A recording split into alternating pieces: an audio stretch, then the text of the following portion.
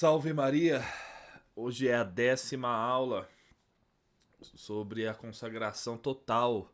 Hoje uma aula um pouco polêmica sobre o termo escravidão. Meu filho tá acordado, né?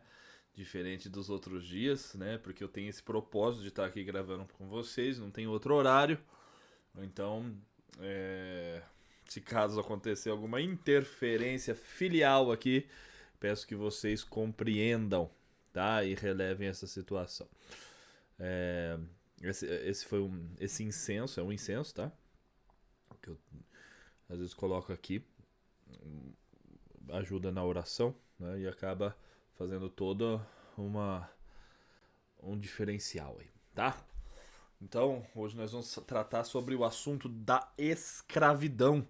Ou seja, o que significa que nós somos escravos mesmo. Tem gente que quer aliviar o termo para falar assim, é servo, não é escravo, é servo, né? Então, hoje nós vamos entender que é realmente escravo. A condição é de escravo mesmo. Não tem uma palavra melhor para designar aquilo que é a nossa condição perante o que queremos ofertar para Deus. Tá bom? Então, essa é a 10ª aula que, com muito carinho, com muito esforço, venho entregando para vocês, tá bom? Como vocês sabem, ela é o parágrafo do livro da Tratada da Verdadeira Devoção à Santíssima Virgem. E, gente, esses parágrafos da aula de hoje, eles são densos, intensos. Merece ser lidos diante do Santíssimo Sacramento, com oração, né? Então, convido você mesmo a fazer essa leitura profunda desses parágrafos de hoje, tá bom? Então, vamos lá. Hoje nós vamos tratar da segunda verdade fundamental dessa devoção.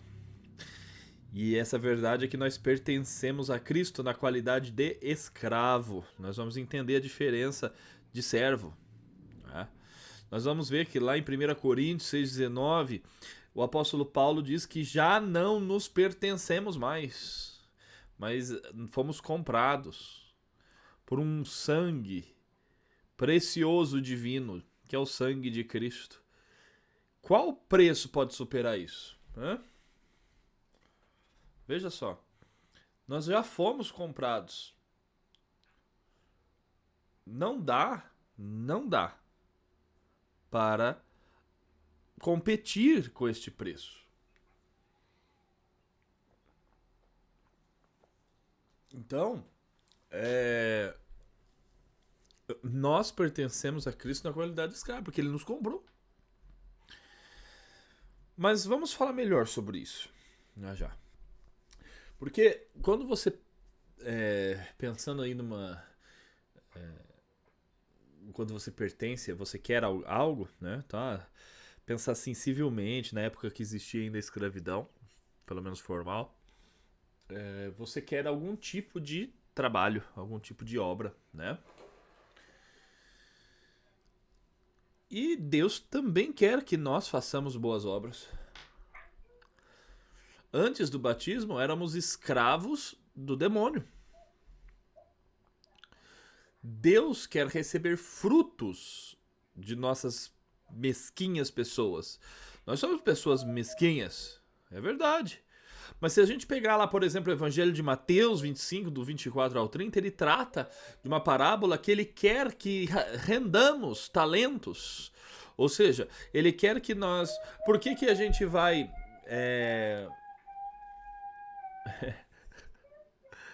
Por que a gente vai esconder um talento? Não, Deus quer que multipliquemos os talentos. Multipliquemos os talentos. Deixa eu só desligar um negócio aqui, peraí.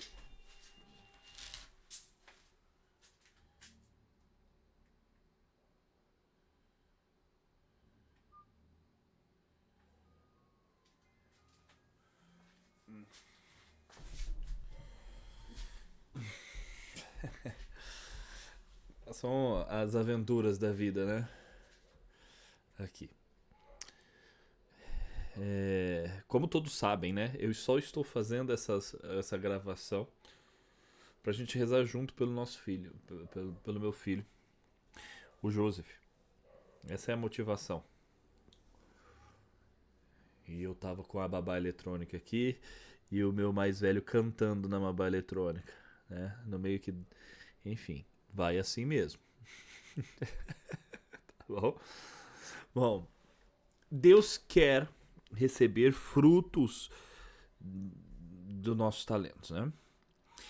E é interessante o que está escrito em Efésios, capítulo 2, 10. Nós fomos criados em Jesus Cristo para boas ações. É aquela coisa de novo, né? Que existe algumas doutrinas cristãs que defendem só a fé. Basta a fé, basta você aceitar Jesus, basta só a fé. Basta crer que a fé é suficiente. E não é.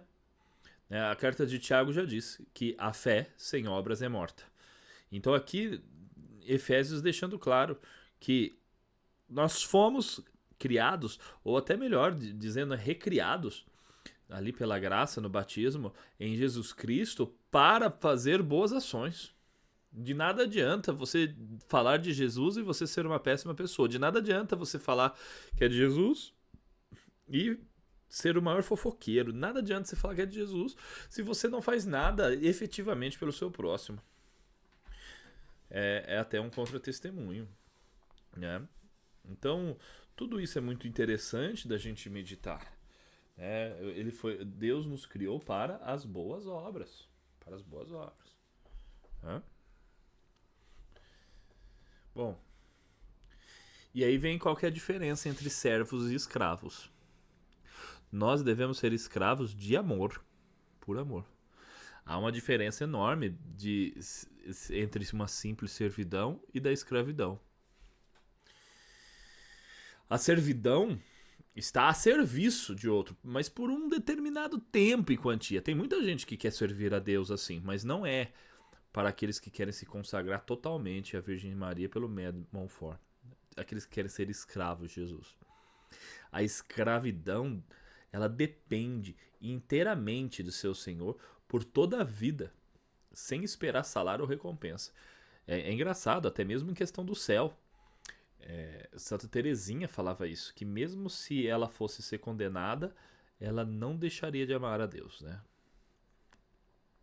Mesmo se ela soubesse que iria para o inferno, ela não conseguiria não amar mais a Deus. Então é interessante tudo isso, né? E existem 3 espécies de escravos. O primeiro é aquele escravo por natureza. O segundo é o escravo por forçado, né, por constrangimento. E o terceiro é o escravo voluntário.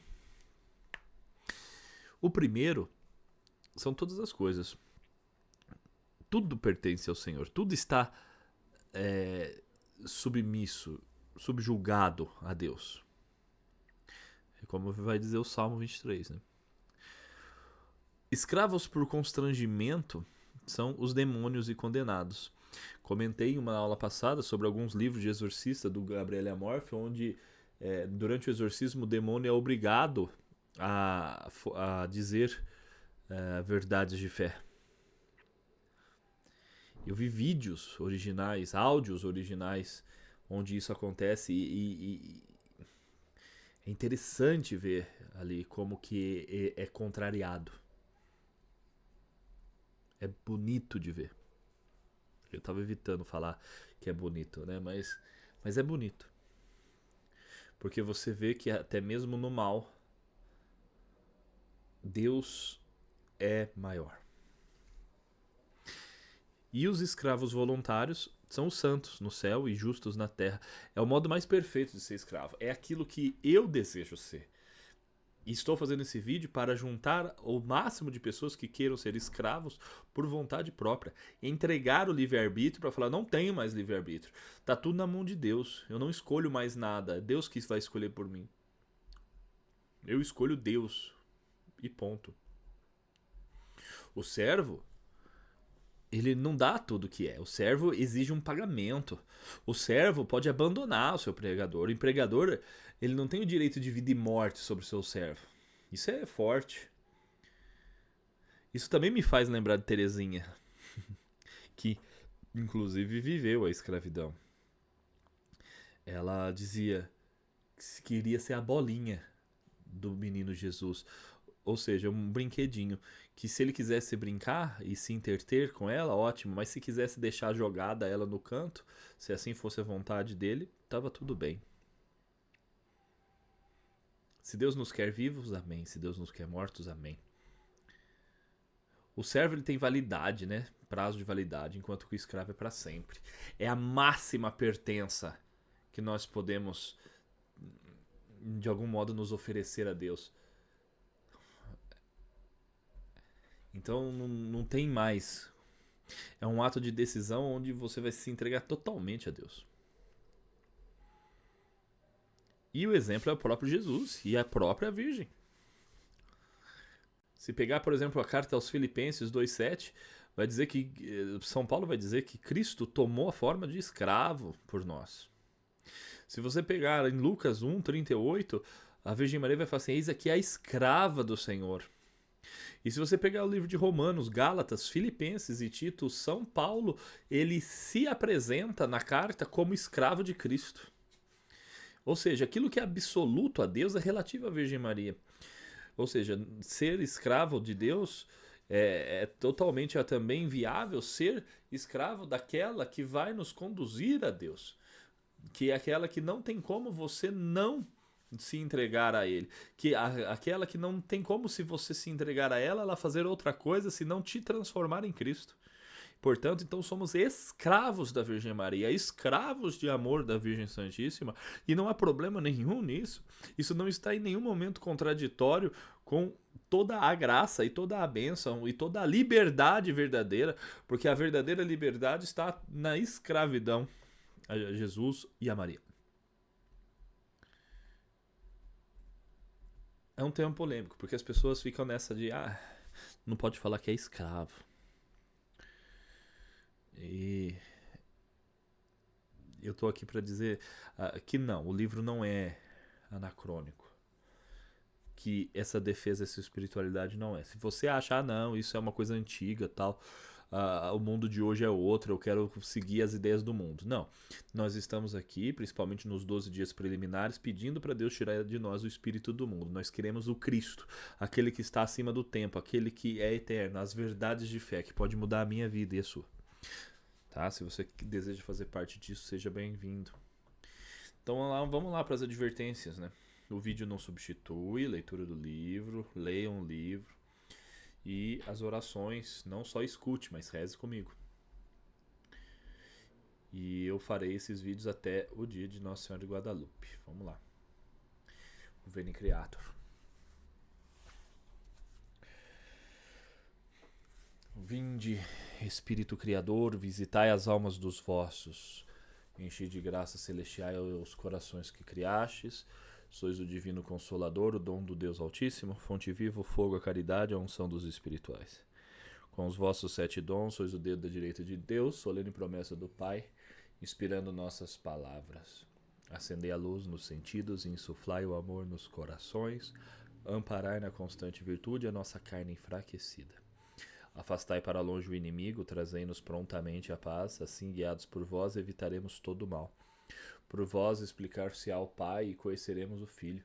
Dai-nos crer sempre em vós, o Espírito do Pai e do Filho. Glória ao Pai, Senhor, ao Filho que ressuscitou, assim como ao Consolador por todos os séculos. Amém. Enviai, Senhor, o vosso Espírito, e tudo será criado, e renovareis a face da terra.